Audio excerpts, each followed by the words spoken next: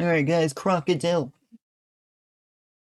The flesh-eating drug, let's check it out. As advances in medical science are made, there are bound to be a few missteps, especially when it comes to prescription drugs. While drugs do undergo a Bro, that footage you just showed, nobody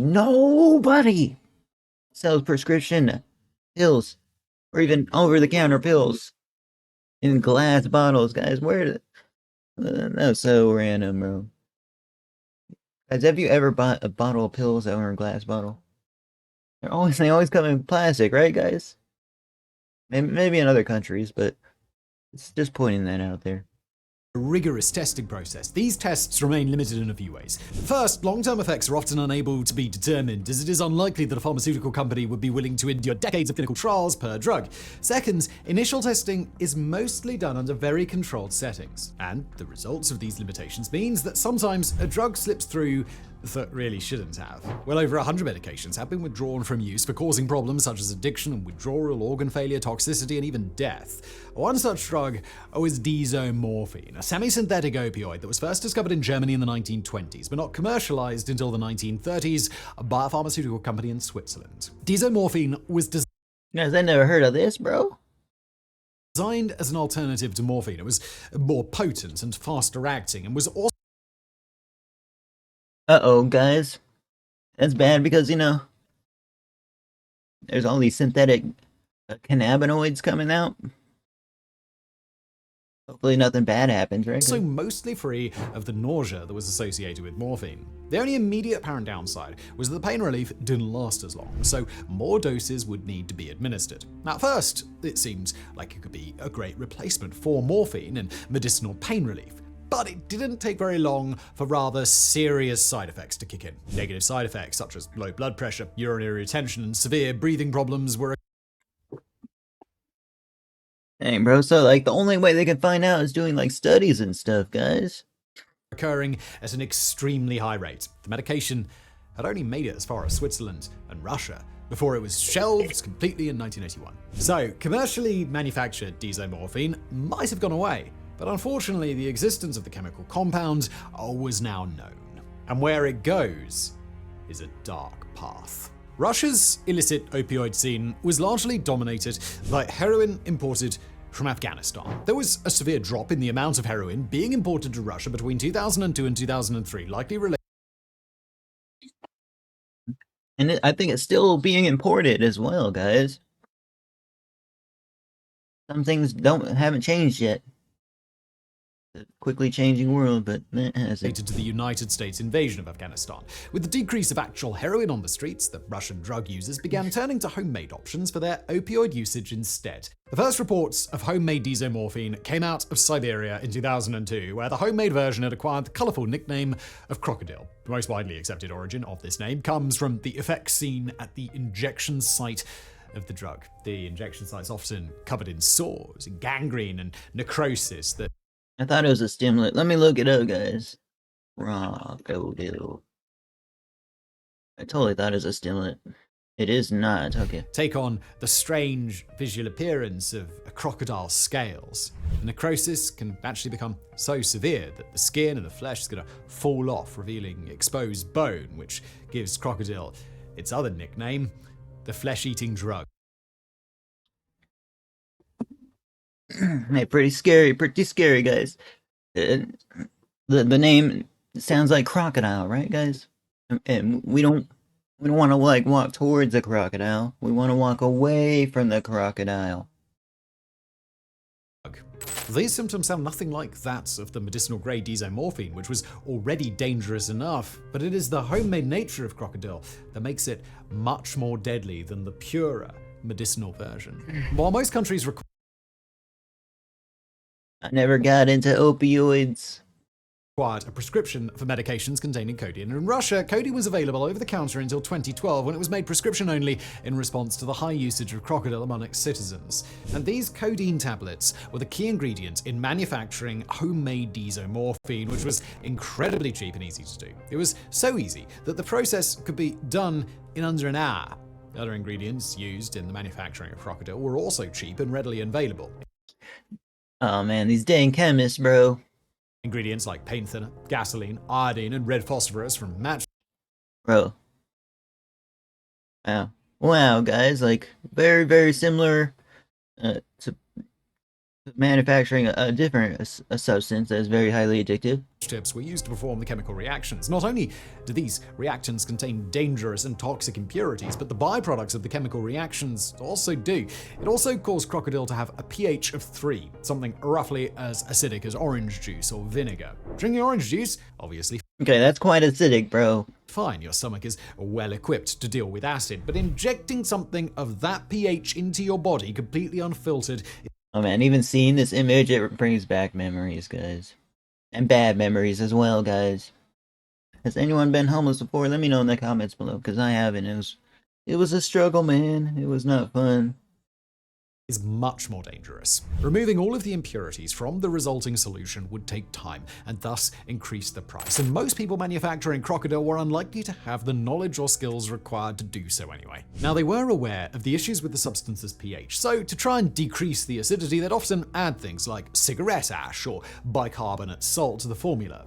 Now, while those are both alkaline, neither is strong enough to raise the pH above 3, so the manufacturers were just needlessly adding more impurities into the formula. With how quickly the effects of Krokodil wear off, many addicts were also taking to cooking it themselves because of how easy the process is. Given the increased sense of urgency in a person trying to avoid withdrawal, Seeing those very cheap lighters as well, man. For my, because I used to always buy those lighters, guys.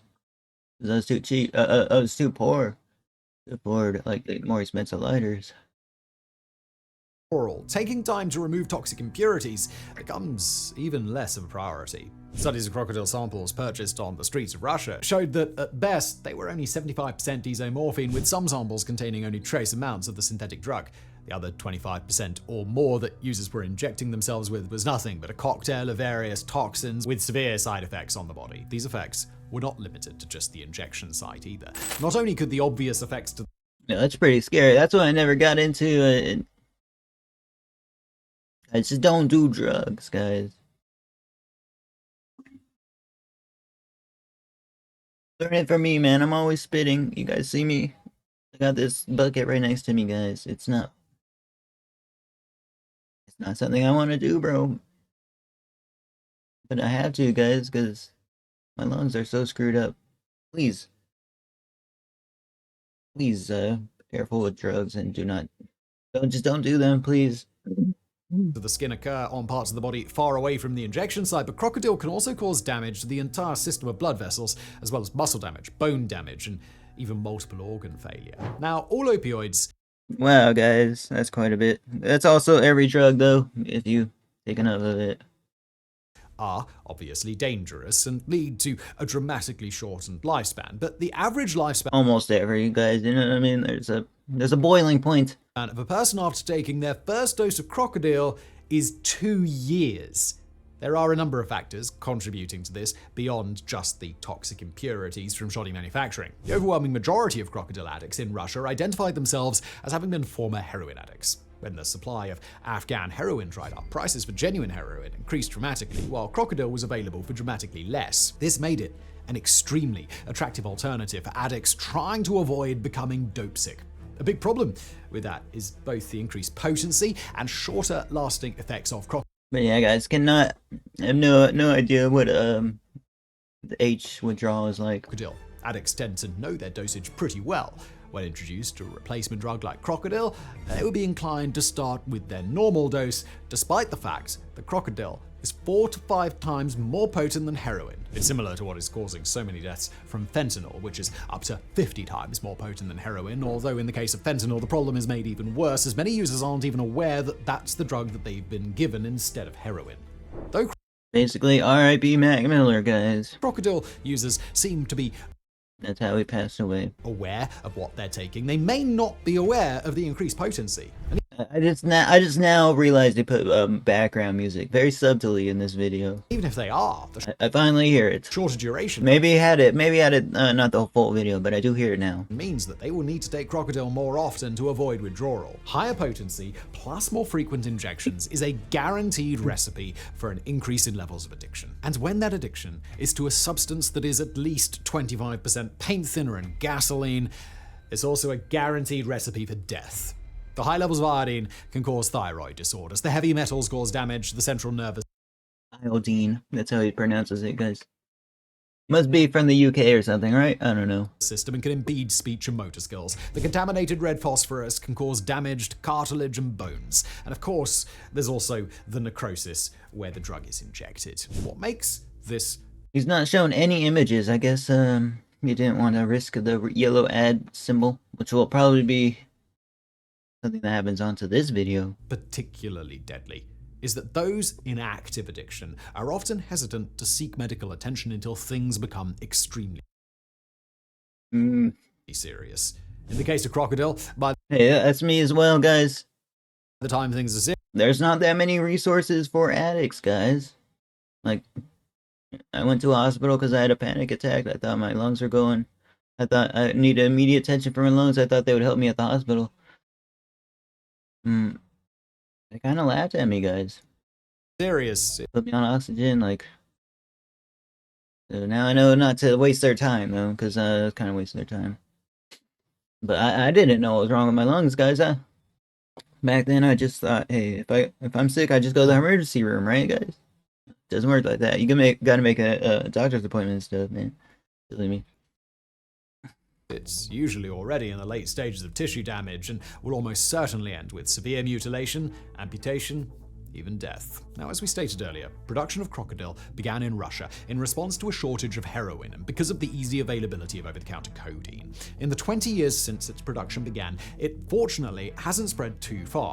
I did not know that's over the counter in Russia. The majority of Krokodil users are in Russia and Ukraine, though it has been making its way across Europe. Countries like Kazakhstan, the Czech Republic, Germany, Georgia, France have reported the use of Krokodil and the associated injuries that result. To date, there have not been any confirmed cases of Krokodil use making it to North America. There are several reports of people admitted to the hospital who claim to have been using Krokodil, but their injuries have been more consistent with heroin use, so it's unknown whether or not the deadly drug has made landfall in North America yet. Worldwide, it's estimated that there are between 100,000 and 200,000 Krokodil users. One of the biggest hurdles to eliminating its use entirely is that Russia, the main source of Krokodil, has banned opioid substitution treatment. Though harm reduction approaches might not be a perfect solution, and they do remain controversial in many parts of the world, the extremely I'm for harm reduction treatments, but I'm also 100% agreeing with what he says right there. addictive and deadly nature of Krokodil is going to require attention sooner rather than later. Alright, guys, that's our video. Like, comment, subscribe, check out Into the Shadows. Into the Shadows, guys. First time seeing this channel. There's so many big channels, man. I wonder if there's a million channels with the silver play button yet. Alright, guys. I forgot what I was gonna. I had something else I was gonna say. I totally forgot. Oh, yeah, it's just like it's like a substance epidemic that's like totally. We're never even gonna see or hear about it that much until like this video has been made. I didn't know. I thought it was in North America, guys. Thank you for letting me know, brother. See you guys next one. Holy smokes. Wait, what? Hold on. Are you saying he has the... Check out Simon's other YouTube channels. Hold on. Does he have all these YouTube... My goodness.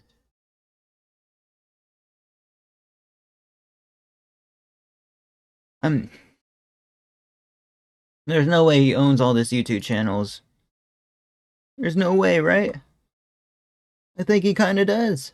Wow. Wait. We're waiting for some... He does. Wow. What? Oh my gosh, this guy's a freaking champion. Wow. Guys. Okay, no, this is someone else. Okay. Hey, guys. There's no way he's doing this all solo, man. It looks like it. It looks pretty close, right? You know what I mean? Like, wow. This is somebody I am not. Holy smokes, bro. This guy's a champion, bro. Legit. Look at all his channels he has. No way, bro. This guy's a genius. Guys, I was trying to do something like this.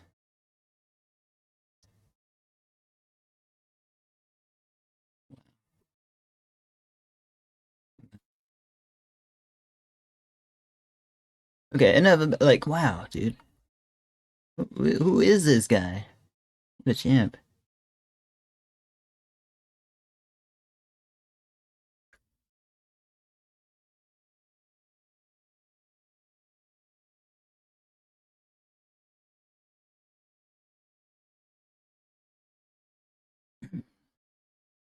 Shout out Simon Whistler, man. He's freaking